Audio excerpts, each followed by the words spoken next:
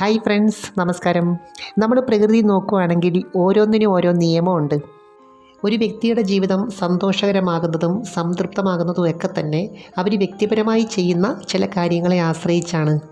നമ്മളിപ്പോൾ ഏത് കാര്യമാണെങ്കിലും അതിനകത്ത് പോസിറ്റീവും ഉണ്ട്, നെഗറ്റീവും ഉണ്ട്. പക്ഷേ അത് ഏത് ആറ്റിറ്റ്യൂഡിൽ ചെയ്യുന്നു എന്നുള്ളതാണ് പ്രധാനം.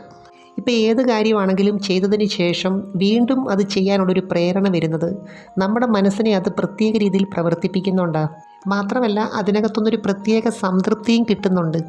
അപ്പം ഞാൻ ഇന്ന് പറയുന്നത് ലൈംഗികതയിൽ അമിത താല്പര്യം കാണിക്കുന്ന പങ്കാളികളുടെ സവിശേഷതകളെക്കുറിച്ചും അതിൻ്റെ ചില രീതികളെക്കുറിച്ചുമാണ്. അതിനു മുമ്പ് ഈ ചാനൽ ആദ്യമായിട്ട് കാണുവാണെങ്കിൽ ഒന്ന് ലൈക്ക് ചെയ്യണം, സബ്സ്ക്രൈബ് ചെയ്യണം, ഷെയർ ചെയ്യണം കേട്ടോ.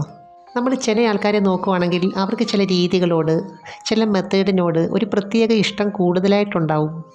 ചില വ്യക്തികളെ സംബന്ധിച്ച് ഏത് സാഹചര്യത്തിലും ഏത് പ്രായത്തിലും ഇത് ആസ്വദിക്കാനുള്ളൊരു കഴിവുണ്ട്. തന്നെയല്ല അവരുടെ ലൈഫ് സ്റ്റൈലിൽ ഇതുമായിട്ട് ബന്ധപ്പെട്ട കാര്യത്തിന് ഒരു പ്രാധാന്യമുണ്ട്. ചിലർക്കാണെങ്കിൽ ഇത് ആസ്വദിക്കാനുള്ള സാഹചര്യം നല്ല രീതിയിലുണ്ട്, എന്നാൽ ചിലർക്കാണെങ്കിൽ ഒട്ടുമില്ല. എന്നാൽ മറ്റൊരു കൂട്ടരുണ്ട്, അവർക്ക് വലിയ സാഹചര്യമൊന്നും ഇല്ലെങ്കിലും അവരുടെ ആ ഉപബോധ മനസ്സിൻ്റെ ആ ഒരു പ്രവർത്തനം കൊണ്ട് അവർ സാഹചര്യം ഉണ്ടാക്കും. ഇപ്പോൾ ഏത് കാര്യത്തിനകത്താണെങ്കിലും ഒരു വ്യക്തി അവൻ്റെ സാധ്യതകളെ എങ്ങനെ പ്രയോജനപ്പെടുത്തുന്നു അതനുസരിച്ചിരിക്കും അവൻ്റെ സന്തോഷം, സംതൃപ്തി എല്ലാം തന്നെ. ഇപ്പോൾ വികാരവുമായിട്ട് ബന്ധപ്പെട്ട് ഒരു വ്യക്തി കൂടുതലായിട്ടൊരു കാര്യം ചെയ്യുന്നുണ്ടെങ്കിൽ അതിനകത്തൊരു കംഫർട്ടബിൾ സോൺ അവർ കണ്ടെത്തിയിട്ടുണ്ട്. മാത്രമല്ല അതിനകത്ത് ആത്മവിശ്വാസം കിട്ടുന്ന ഏതോ ഒരു ഫാക്ടർ അതിൻ്റെ പിന്നിൽ പ്രവർത്തിക്കുന്നുണ്ട്. ചിലർക്ക് ചില പ്രത്യേക രീതിയോട്, ചില മെത്തേഡിനോട് ഒരു ഒരു കൂടുതൽ ഇഷ്ടം തോന്നുന്നതിൻ്റെ കാര്യം ഇതാണ്. ചിലർക്കാണെങ്കിൽ ലിംഗത്തിൻ്റെ പ്രവർത്തന രീതിയായിട്ട് ബന്ധപ്പെട്ട് നല്ല ആത്മവിശ്വാസമുണ്ട്. എന്നുവെച്ചാൽ അതിൻ്റെ ശരിയായിട്ടുള്ള പ്രവർത്തനത്തിന് അവരുടെ മനസ്സുമായിട്ടൊരു കണക്ഷനുണ്ട്. എന്നുവെച്ചാൽ ഇതിൻ്റെ കൺട്രോൾ നിയന്ത്രണത്തിലാക്കേണ്ട ചില സാഹചര്യങ്ങൾ വരും. യഥാർത്ഥത്തിൽ ഈ കാര്യത്തിൽ അവരുടെ ആത്മവിശ്വാസം ഇരിക്കുന്നത് ഈ നിയന്ത്രണത്തിലാണ്.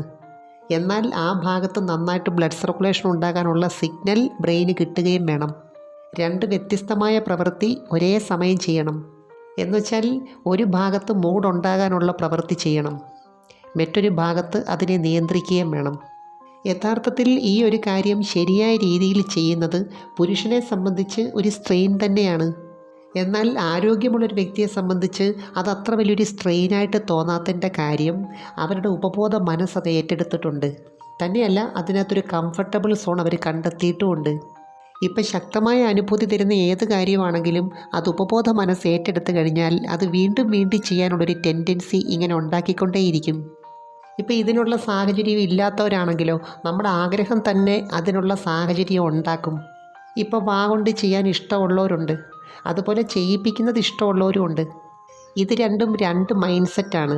ഇതിനകത്തെ ഓരോന്നും ഓരോ മൈൻഡ് സെറ്റിലാണ് പ്രവർത്തിക്കുന്നത്. അപ്പോൾ ചില സ്ത്രീ പങ്കാളികളെ സംബന്ധിച്ച് ഇതിനകത്ത് നല്ല രീതിയിലുള്ളൊരു എക്സ്പീരിയൻസ് കിട്ടിയിട്ടുണ്ടെങ്കിൽ വീണ്ടും ആ ഒരു രീതിക്ക് ഇങ്ങനെ ട്രൈ ചെയ്തുകൊണ്ടിരിക്കും. യഥാർത്ഥത്തിൽ നമ്മുടെ പല ഫീലിങ്സുകളും അത് നെഗറ്റീവ് ആയിക്കോട്ടെ പോസിറ്റീവ് ആയിക്കോട്ടെ ഒരു ഹാബിറ്റിൻ്റെ ഭാഗമായിട്ടാണ് കണ്ടുവരുന്നത്. എന്നാൽ ചെയ്ത് കൊടുക്കുന്നവരെ സംബന്ധിച്ചോ അവരുടെ മനസ്സിന് ഒരു വിധേയത്വമുണ്ട്. അപ്പോൾ ഏത് രീതിയാണെങ്കിലും വീണ്ടും അത് ചെയ്യാൻ പ്രേരിപ്പിക്കുന്ന രഹസ്യം എന്താണ്? ഒരു ത്രില്ലോടുകൂടിയ എക്സൈറ്റ്മെൻറ്റ് തന്നെയാണ്. അങ്ങനെയുള്ളൊരു എക്സ്പീരിയൻസ് ബ്രെയിൻ നന്നായിട്ട് റെക്കോർഡ് ചെയ്യുന്നുണ്ട്. തന്നെയല്ല ഇതനുസരിച്ച് ചില ഹോർമോണുകൾ പ്രവർത്തിക്കുന്നുമുണ്ട്, ഡോപ്പാമൈൻ, ഓക്സിറ്റോസിൻ പോലുള്ള ഹോർമോണുകൾ. എന്നുവെച്ചാൽ നമ്മളിപ്പോൾ ഒരു കാര്യം സാധാരണ രീതിയിൽ ചെയ്യുന്നതും ഒരു വെറൈറ്റി രീതിയിൽ ചെയ്യുന്നതുമായിട്ടൊരു വ്യത്യാസമുണ്ട്. അതിനകത്തൊരു പ്രത്യേക ത്രില്ലുണ്ട്. ചില പൊസിഷൻ തന്നെ നോക്കി അറിയാം, അതിനകത്തൊരു അസ്വാഭാവികതയുണ്ട്, ഒരു രസമുണ്ട്. ഇപ്പോൾ സ്ത്രീ ആണെങ്കിലും പുരുഷനാണെങ്കിലും ഇതിനകത്ത് അമിത താല്പര്യം വരുന്നതിന് ഒരു കാരണം മാത്രമല്ല, അതിന് ശാരീരികമായ കാരണമുണ്ട്, മാനസികമായിട്ടുള്ള കാരണമുണ്ട്, സാമൂഹ്യപരമായ കാരണമുണ്ട്. മനസ്സിൻ്റെ ഒരു രീതി എന്താണെന്ന് വെച്ചാൽ നമ്മളിപ്പോൾ ഒരു കാര്യം ഇഷ്ടപ്പെടുന്നത് ഒരു ഓട്ടോമാറ്റിക് പ്രോസസ്സിങ്ങിലാണ്. അത് ഒരാളെ കൊണ്ട് ഇഷ്ടപ്പെടുത്തിക്കുമല്ല, പ്രത്യേകിച്ചും ഇതുമായിട്ട് ബന്ധപ്പെട്ട കാര്യങ്ങൾ. പിന്നെ ഒരു കാര്യമുണ്ട് കേട്ടോ, പങ്കാളികൾക്ക് രണ്ടു പേർക്കും ഒരേപോലെ ഇഷ്ടപ്പെട്ട ഏതെങ്കിലും ഒരു മെത്തേഡ് കണ്ടെത്തിയിട്ട് അത് സ്ഥിരമായിട്ട് ചെയ്യാൻ നോക്കണം. അത് ഇതിനകത്ത് അവരുടെ അടുപ്പം വർദ്ധിപ്പിക്കും, ആത്മവിശ്വാസം വർദ്ധിപ്പിക്കും, പരസ്പരമുള്ള ആശ്രയത്വം വർദ്ധിപ്പിക്കും.